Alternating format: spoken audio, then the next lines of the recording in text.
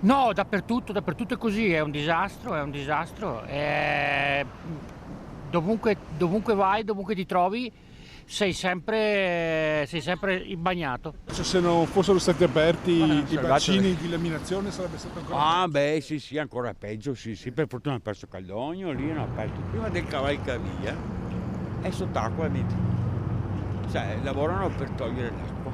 Beh, tutta la parte bassa, e la taverna, i garaggi, cosa vuoi che vi dica?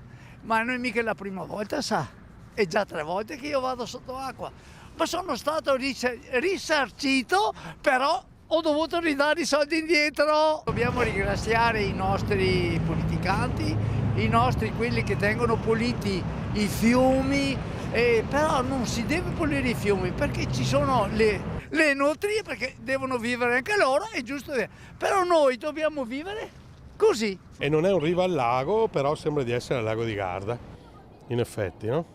Il fiume quanto dista da qua? Il fiume è 30 metri, il fiume è a 30 metri, ma questo qui è sul bordo del fiume, del canale. Come siamo messi? Che abbiamo tantissima acqua, abbiamo posizionato i sacchi nelle porte, sta scendendo piano piano, però siamo in attesa. Ma portate la pompa? Sì, certo, ho portato la pompa laddove fosse necessario, io ci sono. Allora, io ho passato la notte qui e adesso siamo qui da stamattina alle 9. 9 e mezza. Avete guardato il livello, i bollettini? Sì, sono venuti i signori della protezione civile, li abbiamo contattati. Sì, insomma, siamo qui, monitoriamo, poi non è che si può fare molto finché l'acqua non cala. No, grazie, siamo a posto. Ma per fortuna avete Sì, messo, sì. che cosa avete fatto? Abbiamo messo i sacchi di sabbia.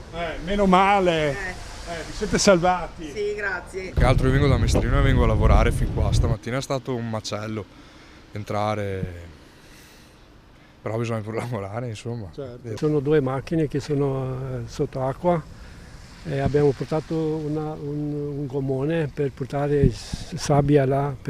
Ci siamo salvati, si sono salvati con il discorso dei bacini di laminazione, però adesso probabilmente la natura in questo periodo ha questo tipo di soluzione.